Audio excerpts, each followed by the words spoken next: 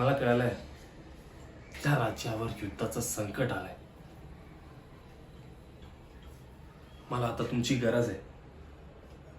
माझा पाठी राखा, माझा विश्वास ठेवा. मी तुम्हाला धोका देणार नाही. मी एक उत्तम राजा नेता असण्यापेक्षा एक उत्तम माणूस असणं अति महत्वाचं आहे.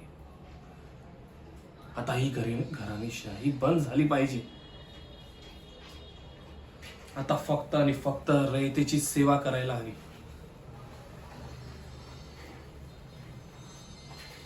माझ्या या दोन्ही हातात सत्ता असून माझ्या हृदयात काळजी ती जनतेची.